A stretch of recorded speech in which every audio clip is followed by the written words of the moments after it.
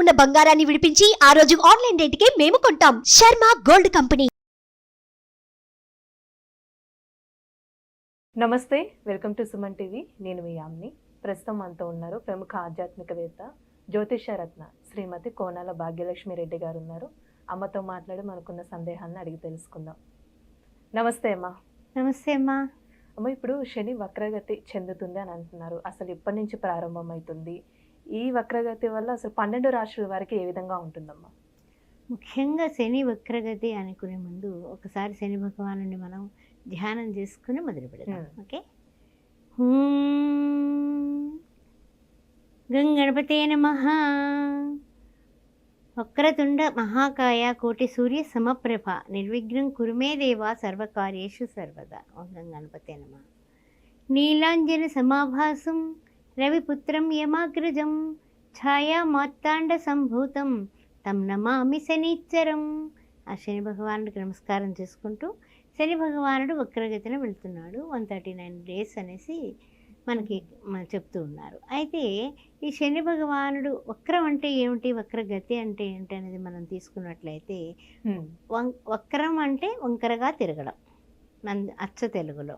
అయితే ఏమిటంటే దానికి అసలు శని భగవానుడు దేనికి కారకత్వం వహిస్తాడు అని మనం ఆలోచించినట్లయితే కనుక ఆయుష్కి ఆయనే, విచారానికి ఆయనే, దుఃఖానికి ఆయనే, తర్వాత రోగానికి ఆయనే, మన రూపం బాగుండడానికి బాగోకపోవడానికి కురూపత్వంగా ఉండడానికి కూడా శని భగవానుడే కారకత్వము.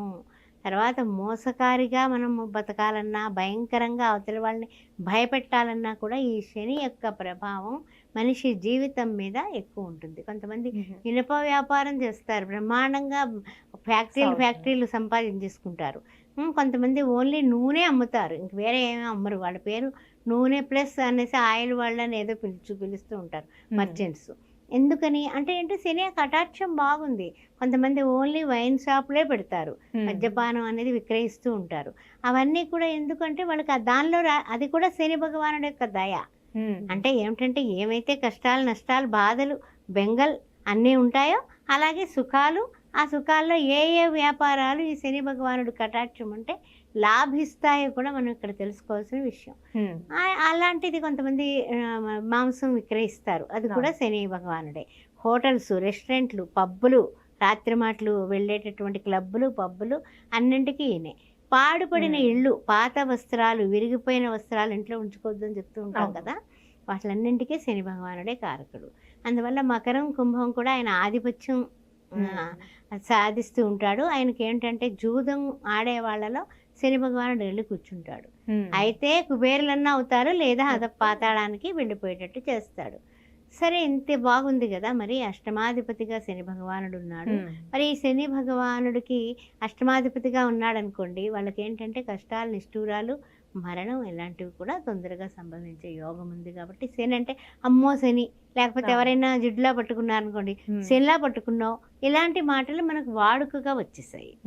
అలాంటి ఈ యొక్క శని భగవానుడు వెనక్కి వెళ్ళి ముందుకు రావడం కానీ, తర్వాత ఇంకేంటంటే కొంతమంది పౌరుషం లేకుండా ఉంటారు. ఏంటి అసలు పౌరుషం లేదు, ఎన్ని మాటలన్నా సరే ఎంతే వచ్చి కూర్చుంటున్నాడు, అలా తిడుతూ ఉంటాం కదా. వాటిలన్నింటికీ కూడా శని యొక్క ప్రభావం కనబడుతూ ఉంటుందా. అయితే ఏంటంటే కనుక ఒక్క పనికి 3 సార్లు హార్డ్ వర్క్ చేస్తే తప్ప సక్సెస్ అవ్వలేరు. ఇది కూడా శని యొక్క ప్రభావమే. ఈ శని ప్రభావ కారకత్వాలు మనం చెప్పుకున్నాం కదా. ఇంకా మనం విషయంలోకి వెళ్ళిపోదాం. 12 రాశుల వారికి శని భగవానుడు వలన కలిగేటటువంటి శుభ లేకపోతే ఏమైనా కష్టాలు పెడతాడా, ఏ రాశుల వారికి ఎలా ఉండబోతుంది అనే విషయాన్ని మనం ఇప్పుడు పరిశీలిద్దాం. అమ్మ, ఇప్పుడు ఈ శని వక్రగతి వల్ల మకర రాశి వారికి ఏ విధంగా ఉంటుందమ్మా? తప్పనిసరిగా చెప్తానమ్మా. మకర రాశి వారికి ఉత్తరాషాఢ 2, 3, 4 పాదాలు, ఆ తర్వాత చూసినట్లయితే కనుక శ్రవణ నక్షత్రం, నా తర్వాత ముఖ్యంగా ధనిష్ట, ప్రథమ, ద్వితీయ.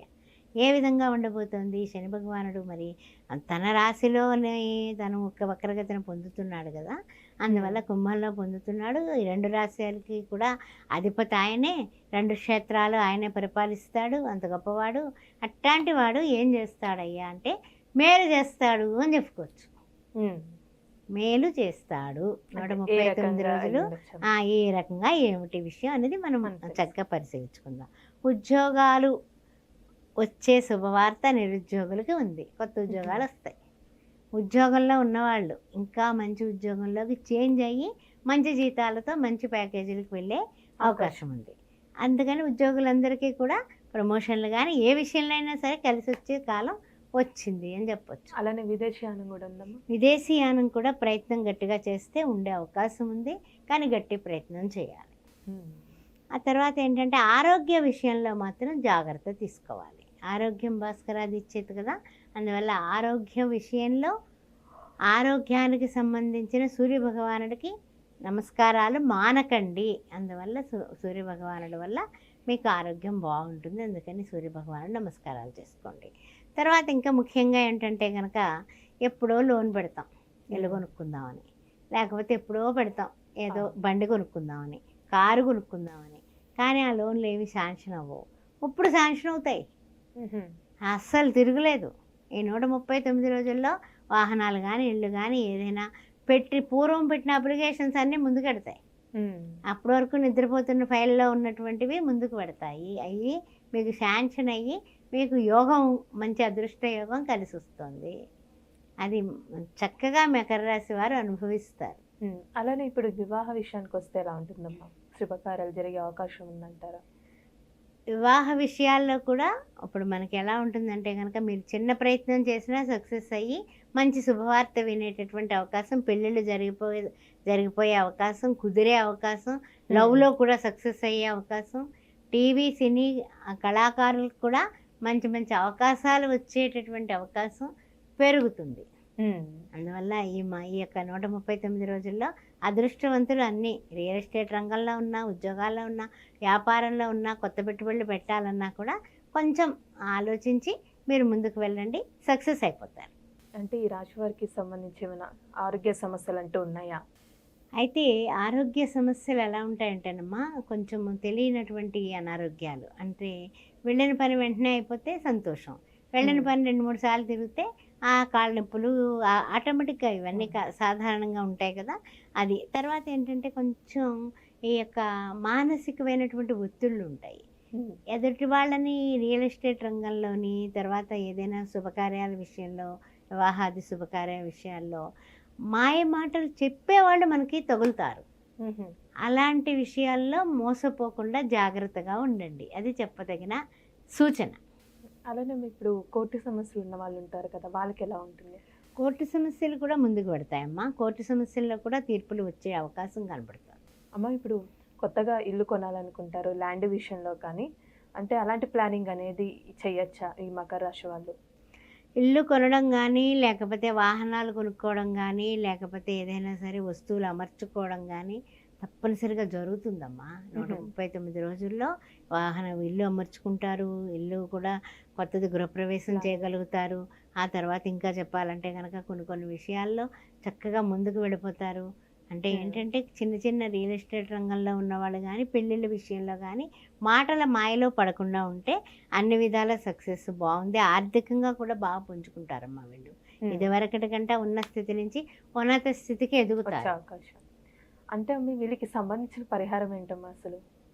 పరిహారం అని అనుకున్నట్లయితే మనము కొన్ని విషయాల్లో గురువు యొక్క అనుగ్రహం ఎక్కువ కావాలి. గురువు ఈ మకర రాశి వాళ్ళకి మకరం, కుంభం, మీనం, మేషం, వృషభంలో ఉన్నాడు.